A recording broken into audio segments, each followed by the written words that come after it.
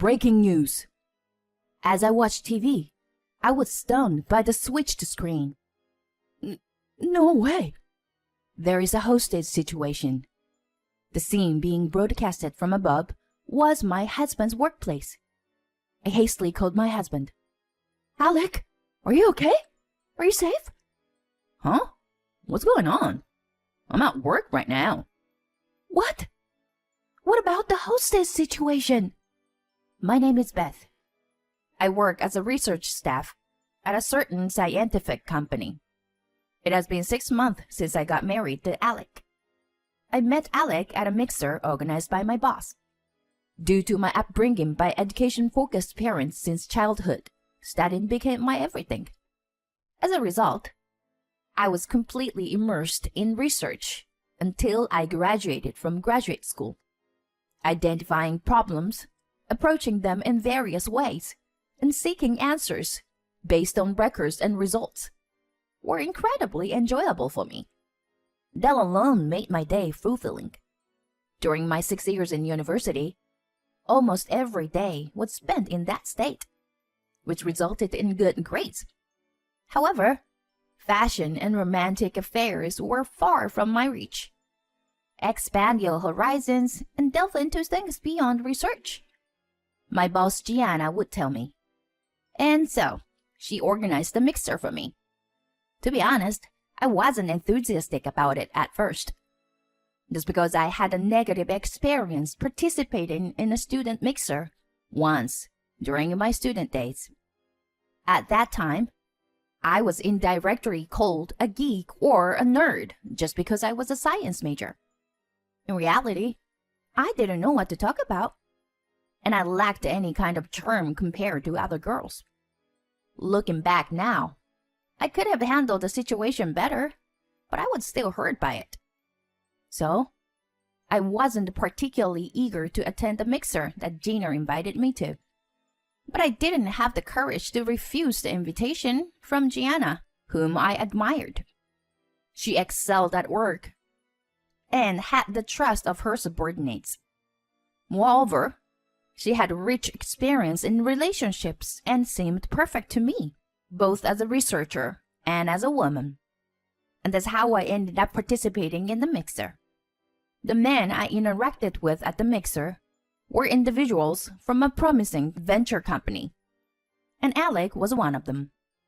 As I had become a working professional myself, I wasn't silent and didn't refrain from talking like before.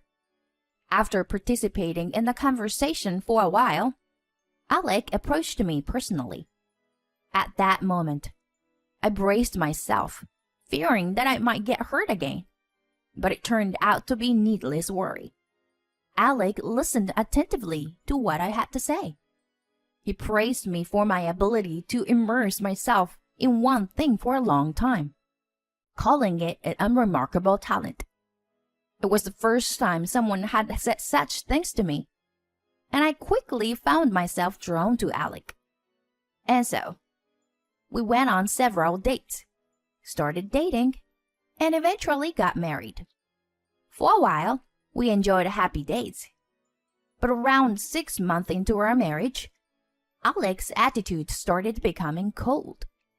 When we started living together, he used to help with household chores and often thanked me for what I did. However, recently, those things have become rare. Moreover, Alec has been constantly working overtime and even on holidays, leaving us with no time to talk and relax together. Considering that he works for a venture company, I thought it was understandable for him to be busy at times. I also had the notion that men generally don't do housework, so I didn't pay much attention to it.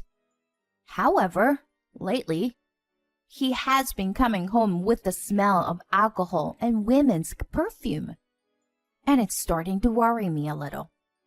One day, unable to bear the loneliness and anxiety of infidelity any longer, I gathered my courage and asked Alec about it. Hey, you've been coming home late recently, haven't you? I just want a little more time for the two of us. Huh? What? You often come home with the smell of alcohol and perfume. You're not cheating on me, right? I spoke to Alec as he was changing clothes after coming back from work. Then Alec turned around with a frustrated look and loudly accused me. Don't you understand that this is an important time for the company? I have to accompany clients for business entertainment. Even though I don't want to.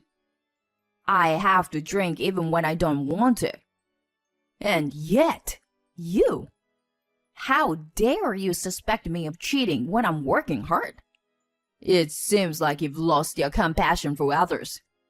Being too absorbed in your studies. You are a failure as a wife. Honestly, I didn't expect to hear such harsh words. However, judging from his words, it's clear that my husband is under a lot of stress. My lack of dating experience must have angered him. I immediately felt remorse and apologized multiple times. But since then, Alec's attitude has become even colder than before. After some time had passed, there was a day when I had the day off from work. Alec had left for work early in the morning. While folding laundry and watching a daytime talk show on TV, an emergency news alert suddenly sounded. I stopped what I was doing and turned to face the TV, wondering what could be happening. But as I looked at the screen, I froze.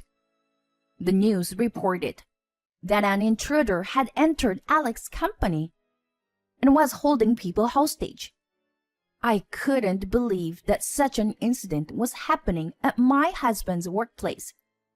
Through the office window, I caught a glimpse of someone who appeared to be hostage taker, shouting something while holding employees captive. Witnessing such a surreal scene, I became worried about Alec's safety. I immediately called Alec's cell phone. The phone rang several times, but he didn't answer. It was only after several more attempts that I finally heard Alec's voice on the other end of the line. Alec! Thank God! Where are you right now? Are you okay? There was a brief pause, and then I heard Alec's voice coming from my phone. What do you mean where I am? Obviously, I'm at work. At work? Then how's the situation over there? At the very moment, Alec's company was being covered by the media due to the hostage situation. Could it be that he was being forced to say that? I asked cautiously. Are you in a hostage situation by any chance? Then I heard a frantic voice from Alec. What? Hostage? There was a moment of silence.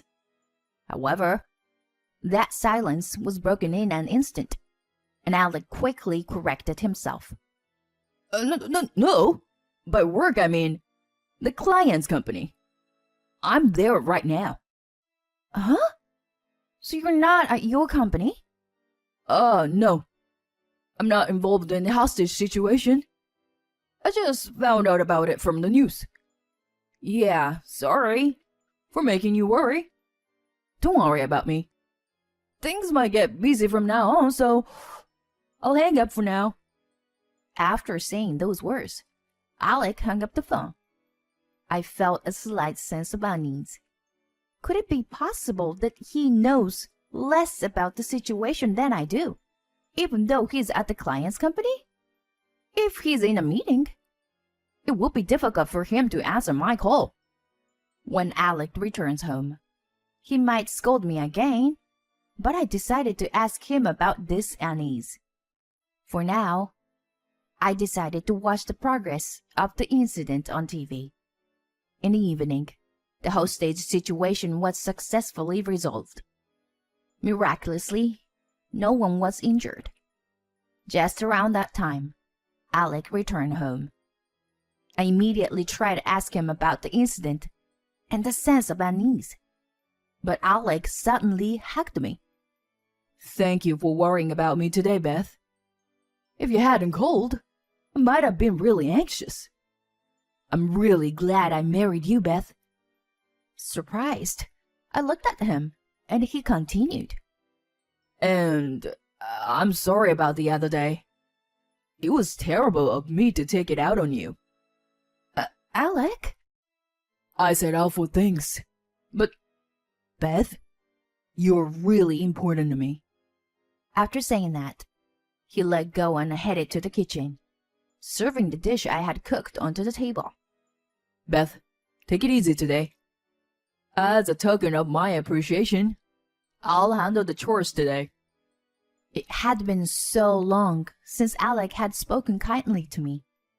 He had never apologized, whether he went to the bar and returned drunk or not. I was so happy that Alec was helping with the housework and praising me that I had completely forgotten about talking about the incident. The next day, when I went to the office and started working as usual, Gianna approached me. Did something good happen? It seemed like I had a happier expression than usual. It's embarrassing that I unconsciously showed on my face. While thinking about that, I decided to tell Gianna everything about what happened yesterday. After hearing everything, Gianna had a puzzled look on her face. Did I explain something weirdly? Unexpectedly, Gianna uttered words that caught me off guard. Beth, are you sure everything is okay? Okay? What do you mean? Upon asking that, Gianna started speaking with an apologetic tone. Aren't you being manipulated or deceived in some way? Usually, when a man suddenly becomes kind, it's because he's hiding something, like cheating or debts. It's not that, right? I became irritated by the words I hadn't expected to hear. Alec is not that kind of person. Maybe the men you've dated in the past were like that, but with my unexpected retort, Gianna had a look of uneasy.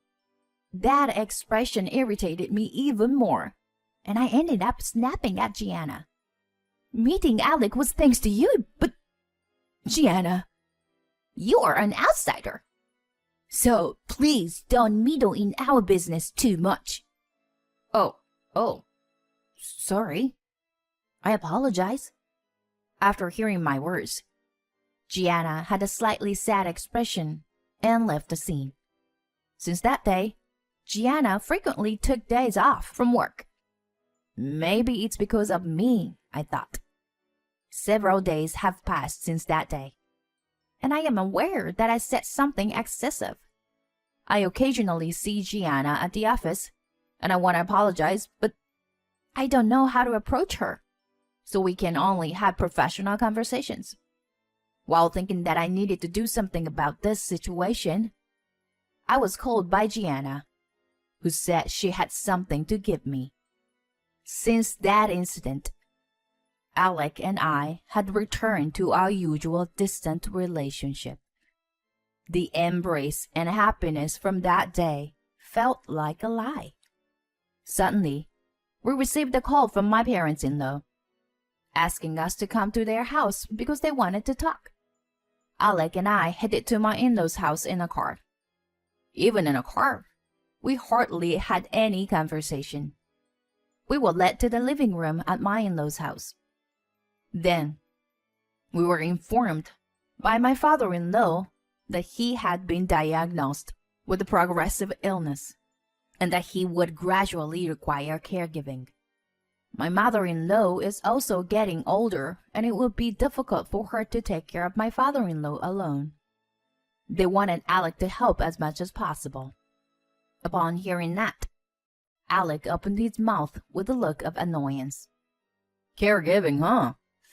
Well, I'm quite busy with work, you know.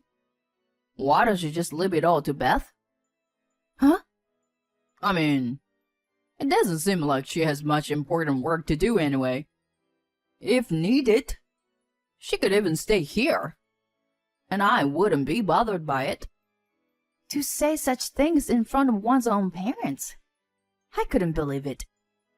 Just as I was feeling incredulous, my father-in-law spoke up. It's true that having more people to help would be ideal. But isn't Beth busy herself? I don't know the details, but I heard that Beth's company recently made a groundbreaking invention or something. It seems they're achieving great success because of it. Alec, you can't possibly be unaware of that, can you? Alec glared at me. What my father-in-law said was true. It must have been through his research on his own illness that he came across the information about my company's medical invention. What? This is the first time I'm hearing about it. If my father knows it, and I don't, what's wrong with me? The husband. Hey, Beth, don't embarrass me in front of my parents. Though Alec's voice was restrained due to being in front of his parents, there was clearly anger behind his words. Alec, with his prideful nature, seemed displeased that he was the only one aware of something. Considering it a good opportunity, I decided to counterattack and face him. Why you didn't know? Well, maybe it's because you are hardly ever at home. We don't have any time together. And maybe it's because you are cheating on me. My unexpected words left my in-laws speechless. Oh, what nonsense are you spouting? Making such boring jokes in front of my parents? I, too, had reached a point of no return. Boring joke? If it were just a joke, I wish it were. Then, how about this? Saying that, I took an envelope out of my bag and spread its contents on the table. Inside were pictures of Alex entering hotels with various women and engaging in intimate moments in cars. These were all obtained through a private investigator I had hired. The trigger for me to make the request was Gianna. The reason Gianna had been frequently absent from work was because she was independently investigating Alec. As a result, Gianna witnessed Alec entering hotels with other women, not just once or twice.